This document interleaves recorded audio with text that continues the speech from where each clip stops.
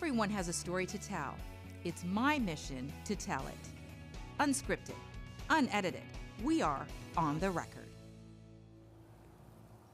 Hi everyone, I'm Sarina Fazan, a producer, journalist, and the host of On the Record, and we all know it, my favorite series of all though, Love and Dating in America. Today, we're talking about dating, and we are talking about dating apps. Joining me, these lovely people, we have Rick Tarr and we have Lee Campson. Thanks guys for joining us. Quite welcome. Thanks for having us. Okay, so it was hilarious. Before we started the show, I said to Lee, I'm like, Lee, can we ask your age? And what did you say? What did you say? Tell us. Prefer not. Prefer not. You prefer to say generation. Yeah, my generation. Your generation of dating. Are we allowed to ask your age? Sure. I'm 57. 57. What is it though? You know what, Lee? I'm with you. Listen. Women have it tough when you get a certain age. You get over 50, and you just have to fight all the way. Wait, listen. You are simply stunningly beautiful. No, you are gorgeous, and it is funny about age because I am so private too about my age, and I want to say on the record, when you search my age, it's wrong. So it makes me older than I am. But anyway, but we age gracefully. Yes. Right? Yes. Okay. So we're talking about dating apps. Mm-hmm.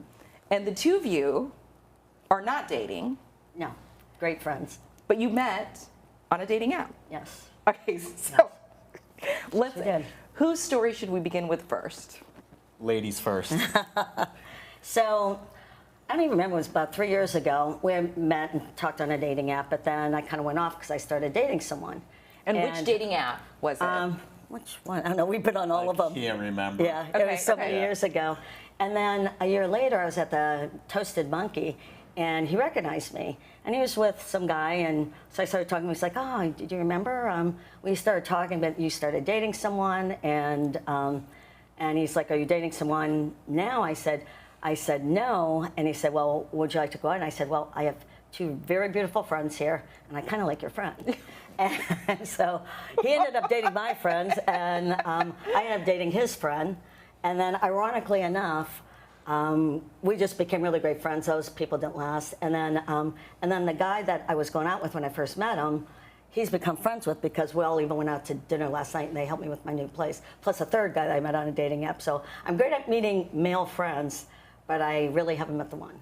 Okay, you know what? Okay, so I want to stop you right there for 1 second before we go to you, Rick. What's so interesting to me is, one, about meeting the male friend. Yeah. So I think that's a great perspective that I want to discuss. Yeah. Also, we're so blessed. We're also now on Roku worldwide. So when you talk about the Toasted Monkey, where is, because we know where that is, but where is that and what is that? It's a local restaurant bar, right? So Toasted Monkey is on St. Pete Beach, down on Blind Pass. We live in such a beautiful area, in St. Pete. Bands, it's beautiful there. Yeah, it's an open air bar, and people like our age, they go there, and the music is accordingly, and it's a fun place for us to go. I really like the fact that you're sharing that, because we are also blessed to be, I'm the host of Unlocking Tampa Bay. So we like to share with the viewers great places to go. So That's fabulous. So it is fabulous. And St. Pete Beach, all the beaches, we always get named, top in the world, right? Yeah, we do. So not to digress, I have a tendency to do that. All right, so Rick, let's get your version then of the story. So you guys meet. We did. We did. So she forgets that we actually met in another place up in Madeira. Together. So it was a saltwater hippie. So I met her up there one night, but I was on a date with another girl, and I just, I recognized her. I said hi. She said hi, and and that was it. And then I didn't see her again until I saw her at Toasted Monkey. That was probably like a year and a half later. So let me ask you guys, how long have you been in the dating world? Were you both married before? The show is unedited, unscripted, so these questions, they just fly out. Well, I was married 19 years, and then I didn't date for 3 years because I want to make sure my kids didn't go sideways. And then my friends dared me to do that 30-day, my boys first said, "Mom, it's time to date." And I don't think they were worried about me. I think they wanted to have parties at the house. That's pretty much what happened. They do have my blood. And then, so I started going out, but I was scared. So my friend in California, she said, "Lee, you got to do the 30 dates in 30 days. And I called them interviews. And And because I wasn't used to talking to a single man, after 23 years, being with my ex-husband, and I did it I always met at Bonefish. The lighting's good, so you always look better in dark. And I got to 27. It was Thanksgiving weekend, so I kind of missed a few. But by the end of the month, I finally felt comfortable talking to men again, that were single, and I was being single, and it really made a difference. It really helped. And then I became a pro. Actually. Weren't you exhausted though? Oh, I mean, every single night. But I commend you for that. Oh, sometimes you didn't do it every night. Sometimes you'd have 2 or 3 in one day. Oh, I stopped doing that after that. But I needed to be broken into the dating scene, and so I went from no dates to like. Well, not even dates. They were meet and greets. Meet and greets. Yeah, we like that. Okay, meet and greets. Okay, all right. So, Rick, let's go to you then. So, have you been married? I was married for 15 years. For 15 years, so a very long time as well. And so, when you first started to date again, was it the dating apps that you started with, or how did you start? Pretty much. I was up north, so I was in Ohio when I got divorced. I was coming down here a lot, and so. It was so when I would come down here, like I would actually pregame it. So I would like dial in a zip code for down here, although I would be in Ohio, and I would be honest. I'd be like, hey, I'm in Ohio, I'm coming down, and and then I bought a place down here, and so I'm going back and forth a lot, and I wasn't dating too much up north, and but I was dating a lot down here. When I was up north, I had my 2 children, and we'd spend a lot of time together, whether we'd be snow skiing or wakeboarding or dirt biking or whatever we would do. So I would spend all my time up north with them, and then when I would come down south, then I would want to date. And because I didn't know a lot of people down here. Right, yeah, right. And so you get on these dating apps, and and a lot of them to me, more than like Lisa's a meet and greet, they're more like an adventure. Hey, I'm going to go to this town because I've never been there, because there's a girl there. Let's go to lunch there, and I'm gonna find a place for lunch, or we're gonna go to this beach, or sometimes we go out on a boat, or we would do whatever. And I liked it. It was a lot of fun. It's so interesting because in fact, when I worked in local television, I did a whole series on dating online, because that nowadays really is how so many people are meeting each other. And we've had people on the show that, they met online, and they're getting married. Let me ask you guys this though too. You were hilarious when you said your sons were like, okay, Mom, we're ready for you to date, because they wanted to the house. Of course they did. And you have a 20-year-old daughter, and my son is 24. Okay, and your son is 24. So let me ask you guys this. What is it like as a parent that you guys are dating and then your kids are dating too? I mean, do you guys? Okay, yeah, I've run into them. Yeah, I've run into them out, and when they were younger, of course, you hide all that, but mine are 23 and 25 now, so now sometimes, actually, oh my gosh, Jeff, the guy that I was dating when I met him, and then who's now friends with, we were all out last night. My son Kyle joined our date. Now that I think of it, our very first date. Yeah, that's why I knew that Jeff was cool, because he sat there. We were at the mall, and we met at BJ's, and I didn't think I was going to like him, so I figured I gave him a half hour, and it turned into an hour. And so my son was at the mall, so he came over and joined us. Yeah, it was fun. It was cool. I know. He was older then, though. He was like probably 21. Do your kids, before I ask the next question, how about with you, Rick?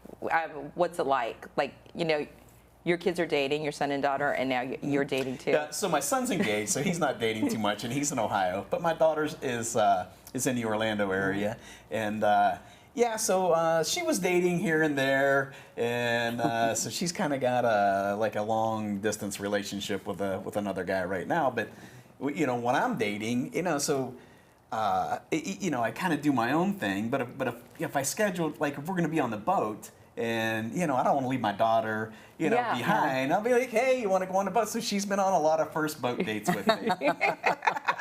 Rick has no problems with that at all. Yeah, and then, I mean, I've had first dates with Lee and Ricky on the boat. So we just mix it up and go have fun, and because a lot of times, like, I think of why do I want, if I'm gonna meet a girl for the first time, why do I want to blow a Saturday on somebody that I might not get along with, and I've put up having fun with my friends to do it. I'm just going to take my friends with me, and we're going to see if she gets along with everybody else, and we'll go from there. You know, I think honestly that's a great strategy, though, and you would agree with that, Lee. Oh yeah, I've brought him with him, and then he always tells me, well, what he really thinks of him, you know. For the second half of the show, we are going to talk about. I want to talk about your favorite dating apps, but before we get to that, for people that might be hesitant, you know, to use dating apps, it sounds to me that you would encourage people to try it. Yes, but when you're rookies, and like you said, we'll get into the other ones. When you're rookies, there's just some rules that I find are best to follow to do that, especially if you're green. Okay, so please go on the record. Share the rules. Well, the one thing whenever someone's starting, I always tell them to pick a place that, like, you know, the bartender, and that's safe. And people are familiar with you. Make sure you tell your one of your friends, and I always make sure they can track me.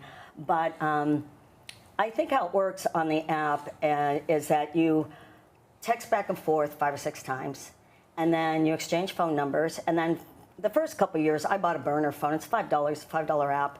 And so it goes to the burner phone, so you aren't giving out your number, because everybody then takes your number and tries to find out everything about you. And then, and I believe that you talk on the phone, maybe 15, 20 minutes. You don't want to spend hours and give everything away.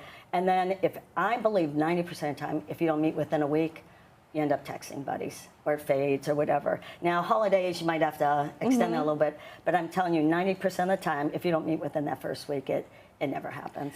And that is so interesting about the burner phone. When we use the word burner phone, I never really thought about that. Yeah, you just download an app because people want to give their numbers out. And some of the dating apps, they actually have where you can talk through their phone and stuff. But you know, it's $5 a month. I have the burner phone, and it rings to your cell number, but it alerts you, and that way, you know, no one can take your phone number and track you. You know, this is why I love all my shows so much, because you learn so much information that you really didn't know before, and that could really be a very, very good practice. And and those tips are great, especially also letting a girlfriend know, or a friend or a male friend know where you are and what you're doing. Do you have some rules, you would say, Rick, and do you think it's different for women than it is for men? Do you think it is different for men than it is for women? It is, and I tell a lot of people that I meet, whether it's guys or girls, I said, you know, when I'm meeting a woman, you know, I really don't have to worry about her physically hurting me, and it's easy for me. It's easy for guys, whereas girls don't have it as easy. You know, and I have a daughter, and so I always think of like the woman's side of it, and so she's always got to be a little bit more protective of who she is and where she's at, and I tell a lot of these girls that are dating, you know, I says, you know what, if you got a picture of the guy or you have his Facebook page, shoot a screenshot of it and send it to your friends. Hey, I'm going out with this guy tonight. That way, if something happens, you know, at least she's got a name and a face to go on. Right. Yeah. You know what? I mean, all of this is great. Do you feel that this generation, the older generations, takes more precautions though than the younger generation, or do you think it doesn't matter what age you are? Probably so. And then after a while, you can kind of read between the lines on a lot of this stuff.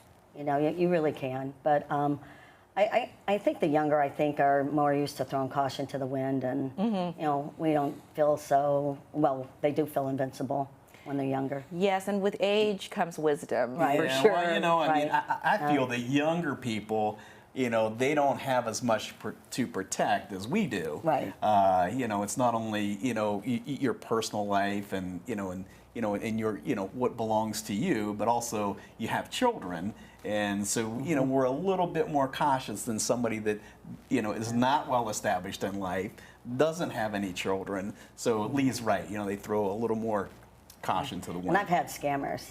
Oh my gosh. Catfishers, scammers, and it's pretty easy. And you can even, like, you know, I could spend hours talking about this, like all the different tricks and things, like when they want you to use WhatsApp.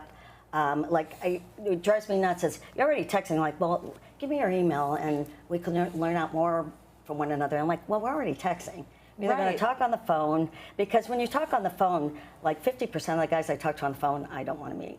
You know, I just the way they talk, I can just tell that they don't make me laugh, that they aren't fun. That's all like, what do you do? And, you know, what do you make? I like, you know, and I don't like that. I want someone that's going to be fun. Like, what do you make? They actually ask that well, question they'll like, do you own your home and all this? And I, you know, and I find like foreign men, when I find out they're foreign, I talk too fast.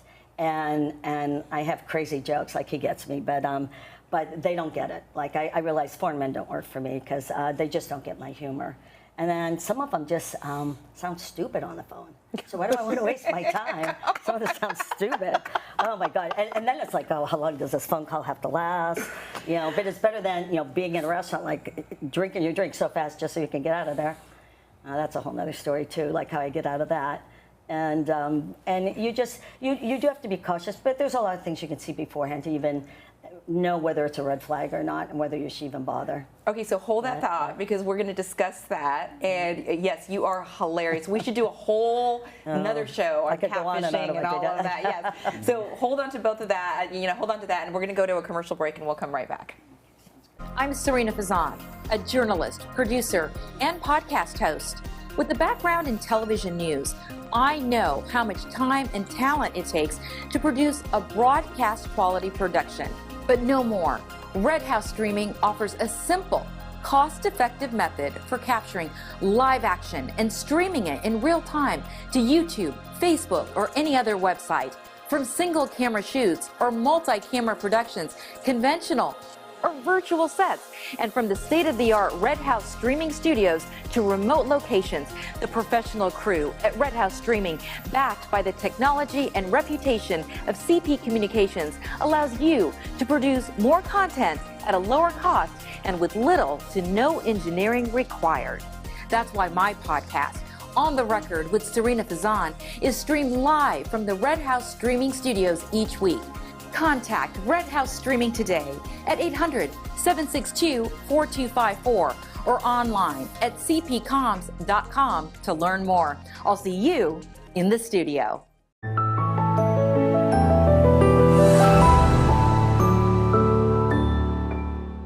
You use maps for travel, but did you know there's mapping for your skin?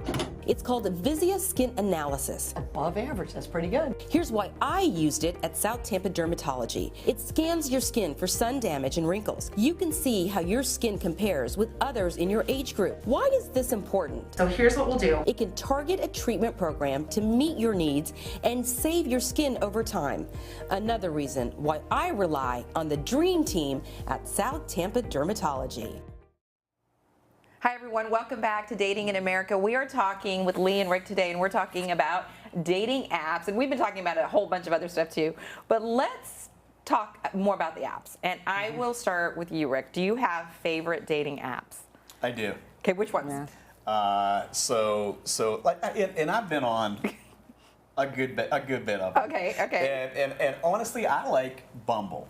Okay. And so you can roll through Bumble, and you can click on a girl that you like, and then what I like about it is she has to reply to you. You can't, other than you just clicking on her, there's no other communication, and so then it puts the ball in her court, and then when she sees that you've liked her, and then she can either correspond or click with you, and I like that. And so it's less time consuming, and I'm not wasting my time talking to a girl that has no interest in me. You know, that is very interesting that you said that coming from a male, because I've heard, of course, one of the guests on the show, she met her husband through Bumble. It was Allison Kropp, actually, who was a local anchor at the CBS station here. And it's interesting, though, because a lot of male friends tell me that they don't see it in that perspective. I appreciate your perspective. Thank you. They're clearly interested in you if they like you. So that's your favorite one. Do you have a favorite one, Lee? I probably like Zeus. You get more people and a better quality of men. Bumble is good, and that's a good one to start out with. But I just find there just aren't that many quality guys on there. And then I find when girls that are newbies, I do tell them to use that one first, but then I find they're too shy because you have to be the first one to initiate the conversation. And then they don't do it because they want a man to approach them first. So there's good and bad about it. Right. But I don't, they're all cyclical. Well, they'll be good for a while, and then you start seeing the same faces, and you just move on to the next one. So which one? Okay, so you talked about Bumble. What's an app that you like then? I like Zeus. I've had a lot of meet and greets from there, and you have to pay, so you get more of a quality guy, usually someone who's educated and isn't going to borrow money from you, so so that's kind of convenient.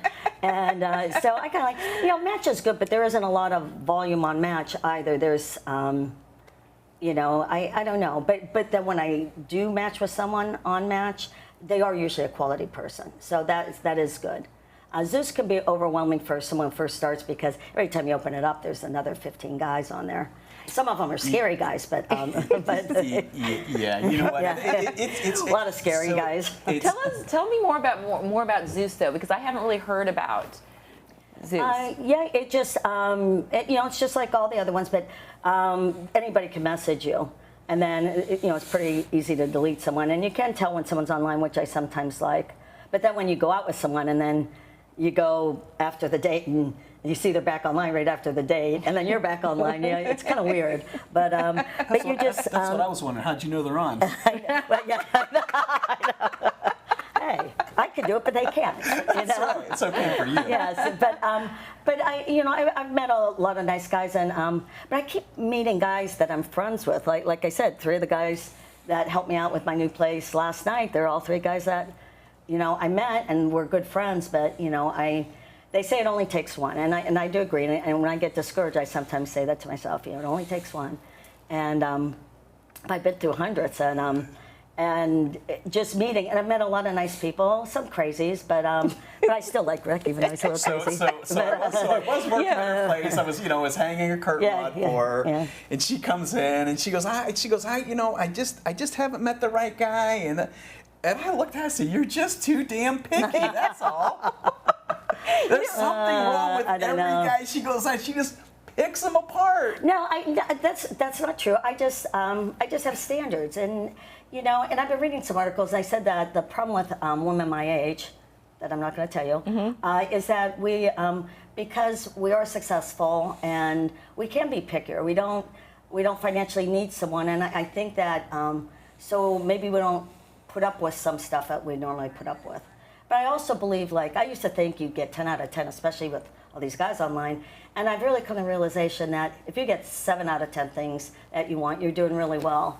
And as the saying in my family goes with my boys is, love me, love my quirks. And and so that 8, 9, 10 are usually quirks that you just got to decide, can you live with, and do they make you laugh, and it's something you can work with.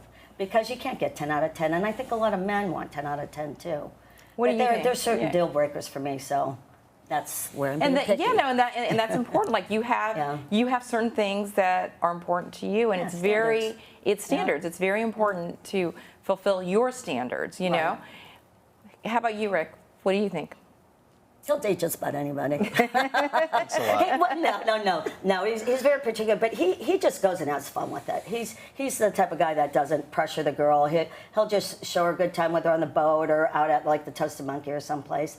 He's a real good fun guy. I've introduced him to several of my girlfriends. He's a real good guy. So I say, when I meet somebody online, when I meet a girl online, I say, you know what? We're gonna go out. We're gonna have fun as friends, and if it turns into something else, that's great. And so I don't have this high perspective of I'm going to fall in love with this girl or I want her to fall in love with me.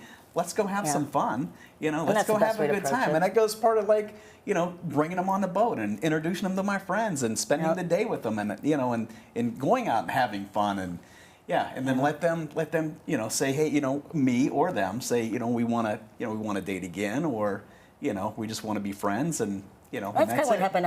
How we became friends.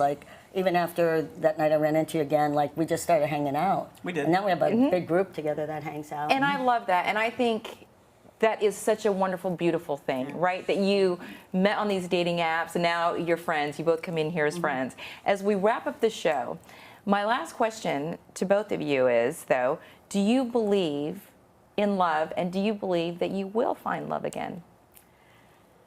Oh, good question. I used to 100% believe, but I don't know so much anymore. I think the older you get, the harder it is to really find someone that fits, because it's not that young love. You have to find someone that is also a friend and you're compatible with, and you have more things in common, and it just gets harder and harder. And then when you stop living with, when you haven't lived with a man for a long time, I sometimes wonder, can I live with someone 24/7? I don't know.